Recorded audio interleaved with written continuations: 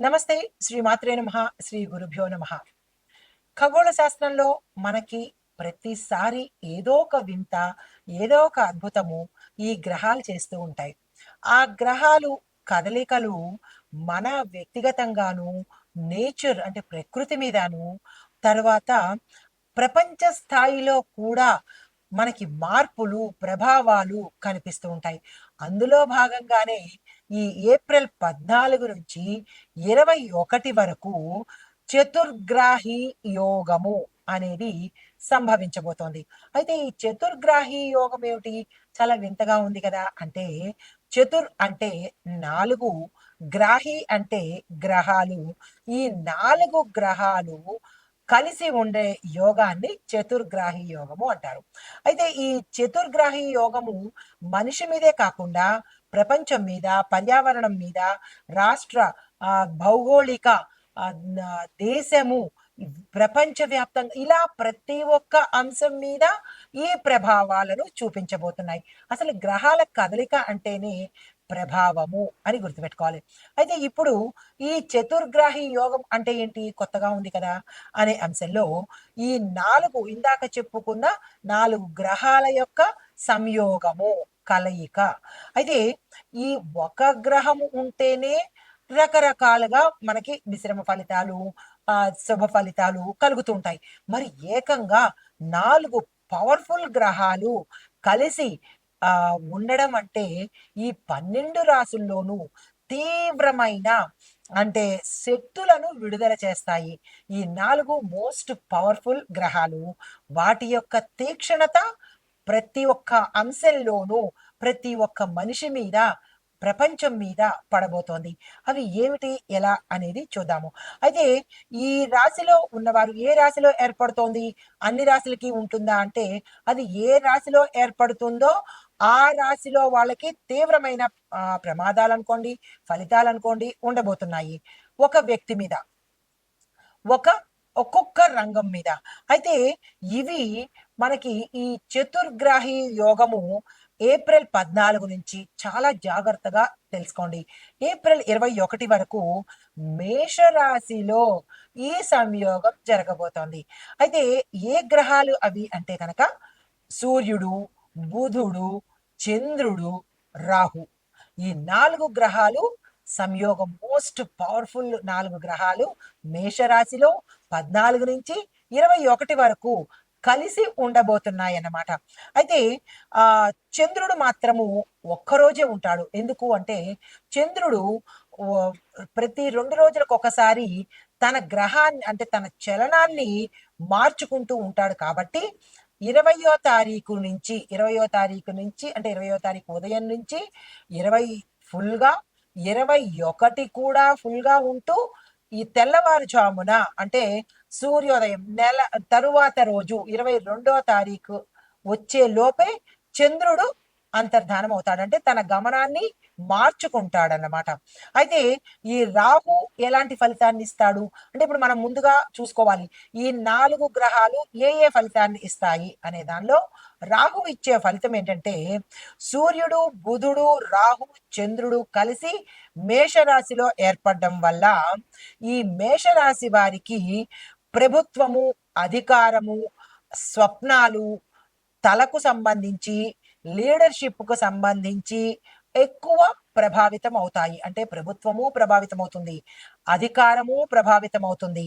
స్వప్నాలు అంటే మనిషి పరంగా చూసినట్టయితే ఈ 2 ప్రభుత్వము, అధికారము ఈ 2 ప్రభుత్వాన్ని అంటే గవర్నమెంట్‌కి, దేశానికి సంబంధించినవి. మరి స్వప్నాలు అనేవి మనిషికి సంబంధించినవి. ఆరోగ్యము అనేది కూడా మనిషికి సంబంధించింది. లీడర్‌షిప్ అనేది కూడా మనిషికి సంబంధించింది. అంటే ఇటు దేశానికి, ప్రపంచానికి, మనుషులకి కూడా ఈ 4 యొక్క ప్రభావము చాలా తీవ్రతరంగా ఉండబోతోంది. అయితే ఈ 12 రాశుల మీద ఈ ప్రభావము ఎలా ఉండబోతోంది? ముందుగా మనం దేశాల గురించి, ప్రపంచాల గురించి తర్వాత చూసినట్టయితే ముందు వ్యక్తిగతంగాను ఈ రాశుల మీద ఎలా ఉండబోతోంది? విద్యార్థుల మీద, ఉద్యోగస్తుల మీద, వ్యవసాయదారులు, వర్తకులు, వ్యాపారులు, పారిశ్రామిక రంగం వాళ్ళు, ఐటీ రంగం వాళ్ళు, తర్వాత రాజకీయ రంగం వాళ్ళు, సినిమా పరిశ్రమల వాళ్ళు ఇలా ప్రతి ఒక్క రంగంలో ఉన్న వాళ్ళ మీద ఎలాంటి ఫలితాలు ఇవ్వబోతున్నాయి. అవి తీవ్రంగా ఉంటాయా? లేదా సామాన్యంగా ఉంటాయా? లేతే మహోన్నతంగా ఉంటాయా? అనే అంశాలను మనము మేషాది ద్వాదశ రాశుల వారికి తెలియజెప్పుకుందాము. నప్పుడు చతుర్గ్రాహి యోగంలో ఈ 4 గ్రహాలు వ్యక్తిగతంగా ప్రతి ఒక్క మనిషికి ఎలా ఉండబోతోంది అంటే కనుక ఈ 4 తీవ్రమైన శక్తులను విడుదల చేస్తున్నాయి. ఆ రాశిలో ఉన్నవారికి అంటే ఈ 12 రాశుల్లో ఉన్నవారికి తీవ్రమైన వారి యొక్క ప్రభావాన్ని చూపించబోతున్నారు. అంటే ఈ 4 కలిసి ఒక వ్యక్తి జీవితంలో ఒత్తిడి, పరిణామము, మలుపులు తప్పనిసరిగా ఉండబోతున్నాయి. ఆ అంశంలో తదుపరి రాశి వృషభ రాశి. ఈ రాశి వారికి కనుక చూసినట్టయితే ఈ చతుర్గ్రాహి యోగంలో రహస్య శత్రువులు ఎక్కువగా అయ్యే అవకాశం మీకు కనబడుతోంది. చాలా జాగ్రత్తలు తీసుకునే ప్రయత్నం చేయండి. ఆర్థికంగా నష్టాలు, ప్రయాణాల్లో నష్టాలు, శత్రువులు పెరగడము, వెనక నుంచి శత్రువులు ఇబ్బంది పెట్టడము, మీరు మంచిగా ముందుకు వెళ్తుంటే చెడు రావడము, అనారోగ్య సూచనలు, దీంతో పాటు ఏ పని తలపెట్టినా విఘ్నాలు కలగటము, అవ్వకపోవడము, ఇలాంటివన్నీ ఫలితాలు ఈ చతుర్గ్రాహిలో ఈ వృషభ రాశిలో వారికి కనబడుతోంది. అయితే రంగాల వారీగా చూసినట్టయితే కనుక విద్యార్థులు కనుక చూసినట్టయితే ప్రైవేట్ ఎగ్జామ్స్కి వెళ్ళడం కానీ, లేదా ఏదైనా కాలేజీలో సీట్స్ కోసం కానీ, విదేశాల కోసం అప్లై చేసుకోవడాలు కానీ, లేదా క్యాంపస్ ఇంటర్వ్యూస్కి వెళ్ళడం కానీ, ఇలాంటి పనులు ఏవి ఈ సమయంలో పెట్టుకోకండి. ఇంకా తప్పదు అని అనుకుంటే కనుక జాగ్రత్తలు తీసుకోండి. ఉద్యోగస్తులకు చూసినట్టయితే కొత్త అవకాశాలు వస్తాయి కానీ మీరు త్వరపడి నిర్ణయాలు తీసుకోకండి. చాలా హెచ్చరికగా చెప్తున్నాను. ఆచితూచి జాగ్రత్త తీసుకోండి. అంటే మిమ్మల్ని టెంప్ట్ చేయడానికో లేదా మీ గ్రహాలు మిమ్మల్ని ఇబ్బంది పెట్టడానికో అవకాశాలు అయితే వస్తాయి. మీరు గతంలో చేసిన ప్రయత్నాలు ఇప్పుడు సత్ఫలితాన్ని ఇస్తాయి. కానీ దాన్ని మీరు ఎంచుకునేటప్పుడు 1-2 సార్లు ఆలోచించుకుని నిర్ణయాలు తీసుకోండి. ఈ సమయంలో కనుక మీరు కొత్తగా జాయిన్ అవ్వడాలు కానీ, కొత్తగా వ్యాపారాలు చేయడం కానీ, కొత్తగా ఏ పని పెట్టుకున్నా నష్టం వచ్చే అవకాశము ఉత్తర ఉంది కాబట్టి జాగ్రత్తలు తీసుకోండి. నిర్ణయాలు త్వరగా తీసేసుకోకండి. వాళ్ళని టైం అడగండి. 21 తర్వాత జాయిన్ అవుతానో లేదా 22ని జాయిన్ అవుతానో అలా టైం అయితే అడగండి. వెంటనే జాయిన్ అయ్యే ప్రయత్నం చేసుకోకండి. లేదా అంటే మీరు మారాలి, కొత్తగా ఉద్యోగం తీసుకునే వాళ్ళకి లేదు, మీరు మారాలి అని అనుకున్న వాళ్ళు లేదా ప్రమోషన్స్ మీద వెళ్ళాలి అని అనుకున్న వాళ్ళు కూడా ఈ సమయాన్ని జాగ్రత్తగా ఉపయోగించుకుని ఈ సమయం దాటిన తర్వాత మేము తీసుకుంటామండి అని నచ్చ చెప్పుకునే ప్రయత్నం తప్పనిసరిగా చేసుకోండి. తర్వాత వ్యాపారస్తులకు చూసుకున్నట్టయితే ఏ నిర్ణయాలు వెంటనే తీసుకోకండి. ఎక్స్పాన్షన్స్ కానీ, అగ్రిమెంట్ల మీద సంతకాలు కానీ, లేదా అంటే కొత్తగా వ్యాపారంలోకి రావడం కానీ, ప్రోడక్ట్స్ ఇంట్రడ్యూస్ చేయడం కానీ, పెట్టుబడులు పెట్టడానికి కానీ ఈ సమయం అసలు బాగా లేదు కాబట్టి ఎటువంటి ప్రయత్నాలు ఈ స్పాన్ ఆఫ్ టైంలో చెయ్యకండి. వ్యాపారస్తులే కాదు, వర్తకులు కాదు, వాణిజ్య రంగంలో ఉన్న వాళ్ళు కాదు, ఎవరైనా ధనానికి సంబంధించిన లావాదేవీలు ఈ సమయంలో అస్సలు చెయ్యకండి. అయితే ఇంకా మిగతా ఆరోగ్యపరంగా చూసుకున్నట్టయితే కనుక ఆరోగ్యపరంగా కొంత వెసులుబాటు కనబడుతోంది కానీ కొత్తగా అనారోగ్య సూచనలు అయితే లేవు. అయినప్పటికీ జాగ్రత్తలు తీసుకోండి. రాహు ప్రభావం ఎక్కువగా గోచరిస్తోంది. చంద్రుడు మనసు మీద ప్రభావం చూపిస్తున్నాడు కాబట్టి కొంచెం జాగ్రత్తలు తీసుకున్నట్టయితే కనుక ఈ కొంచెం సమయంలో ఒడ్డెక్కే అవకాశం కనబడుతోంది. ఎటువంటి ప్రయత్నాలు ఏ రంగంలో ఉన్న వాళ్ళు చేయకండి.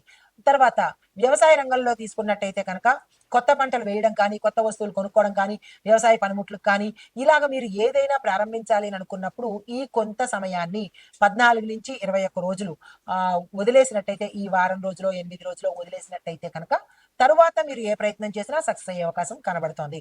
తర్వాత సినిమా రంగంలో ఉన్న వాళ్ళకు, రాజకీయ రంగంలో ఉన్న వాళ్ళకి, మిగతా ఏ రంగంలో ఉన్న వాళ్ళకి చూసుకున్నట్టయినా కానీ అంతగా కలిసి వచ్చే అవకాశం లేదు. కుటుంబ పరంగా చూసినట్టయితే విభేదాలు వచ్చే అవకాశము, తగాదాలు పడే అవకాశము, అనారోగ్య సూచనలు, దీంతో పాటు కుటుంబాలు విచ్ఛిన్నం అవ్వడము, బంధుమిత్రులు దూరం అవ్వడము, మీరు తలపెట్టిన కోర్టు వ్యవహారాల్లోకి మీరు ప్రత్యేకంగా ఎంటర్ అవ్వాల్సిన స్థితి కల్పించే అవకాశం కనబడుతోంది. కాబట్టి తొందరపడి కోర్టుల్లోకి వెళ్ళిపోకండి. నోరు జారేసి నేను కోర్టుకి వెళ్ళిపోతా, అక్కడికి వెళ్ళిపోతా ఇలాంటి ప్రగల్భాలు పలికేటట్టుగా చేసుకున్నట్టయితే మీకు మీరే ముప్పు తెచ్చుకున్నట్టు అవుతుంది. ఈ సమయంలో చాలా జాగ్రత్తగా సమన్వయంగా వ్యవహరించే ప్రయత్నం చేసుకోండి. తొందరపడి ఏ పని చేయకండి. వివాహం కోసం కానీ లేదా సంతానం కోసం కానీ ప్రయత్నాలు చేసే వాళ్ళు కూడా ఈ సమయాన్ని వదిలేసి తర్వాత ప్రయత్నం చేసుకుంటే బాగుంటుంది. లేదు మాకు ఈ సమయంలో వాళ్ళు ఓకే అన్నారు, మేము వెంటనే నిర్ణయం తీసుకోవాలి అని అంటే కనుక అవతల వాళ్ళు మీకు అంటే పెళ్లి తరపు కొడుకు తరపు నుంచి కానీ పెళ్లి కూతురు తరపు నుంచి కానీ అంటే అది ఎవరైతే వివాహం ప్రయత్నం చేస్తున్నారో అబ్బాయిల వైపు నుంచి కానీ అమ్మాయిల వైపు నుంచి కానీ వాళ్ళు మాకు ఓకే అన్నారండి అని తొందరపడి ముహూర్తాలకు వెళ్ళిపోకండి, కొంచెం ఆగండి, మేము సమయం తీసుకుంటామండి అని చెప్పి వీలైతే మీరు చెప్పొచ్చు, ఈ సమయం మాకు అనుకూలంగా లేదండి, అందుకనే మేము పోస్ట్ పోన్ చేసుకుంటున్నాము, మీ సంబంధం మాకు ఓకే కానీ తర్వాత మేము ముహూర్తాలు పెట్టుకుంటాము, తర్వాత చెప్తాము, ఏమీ అనుకోకండి. ఇట్లాగా మీరు వాళ్ళతో సమన్వయ ధోరణిలో చెప్పుకున్నట్టయితే కనుక ఇబ్బంది నుంచి బయటపడిన వాళ్ళు అవుతారు. అయితే ఇలాగ మీరు చెప్పి సమన్వయ ధోరణిలో కనుక చెప్పినట్టయితే కొంత అర్థం చేసుకునే అవకాశం ఉంటుంది. తొందరపడి మొహమాటానికి పోకండి. అయితే ఐటీ రంగంలో ఉన్న వాళ్ళకు, రాజకీయ రంగంలో ఉన్న వాళ్ళకు ప్రతి ఒక్కళ్ళకి కూడా ఈ సమయంలో అసలు బాగాలేదు కాబట్టి ఎటువంటి ప్రయత్నాలు చేయకండి. ప్రత్యేకించి రాజకీయ రంగంలో ఉన్న వాళ్ళు మీ యొక్క ఆలోచనలను మీ తర్వాత స్టెప్‌ని మీరు ఏం చేయదలుచుకున్నారు? మీ నెక్స్ట్ స్టెప్ ఏంటి? ఎలా వెళ్ళదలుచుకున్నారు? ఇలాంటివన్నీ కొంచెం గోప్యతను పాటించండి. నేను ఈ పథకాన్ని ప్రవేశపెట్టబోతున్నాను, లేదా పలానా టైంకి నేను ఇక్కడికి వెళ్ళబోతున్నాను. ఇలాంటివి ఏవైనా కనుక మీకు సంబంధించినటువంటి విషయాలు కానీ సమాచారాన్ని కానీ ఎవ్వరికీ చెప్పకండి. ఆ తరువాత ఈ గ్రహయోగం వెళ్ళిపోయిన తర్వాత అప్పుడు గనక మీరు చెప్పుకున్నట్టయితే విశేషమైన ఫలితాలు పొందుతారు. ఈ సమయంలో జాగ్రత్తగా ఉండండి. అయితే మీకు చెప్పదగిన పరిహారము శుక్రాయ నమః ఈ మంత్రాన్ని ఈ 4 గ్రహాల నుంచి తీవ్ర పరిణామాల నుంచి తప్పించుకునేందుకు శుక్రుణ్ణి మీరు పూజించాలి. తప్పనిసరిగా శుక్రగ్రహానికి ఈ మంత్రాన్ని చదువుకోండి. 16 సార్లు చదువుకునే ప్రయత్నం చేయండి. దీంతో పాటు పాలకు సంబంధించిన వస్తువులు కానీ, లేదా అంటే వెండి వస్తువులు కానీ, లేదా తీపి పదార్థాలను కానీ ఈ సమయంలో దానంగా ఇచ్చుకున్నట్టయితే మీ మీద అంత తీవ్రత ఉండదు. శుక్రగ్రహం యొక్క అనుగ్రహాన్ని పొందుతారు. నమస్తే.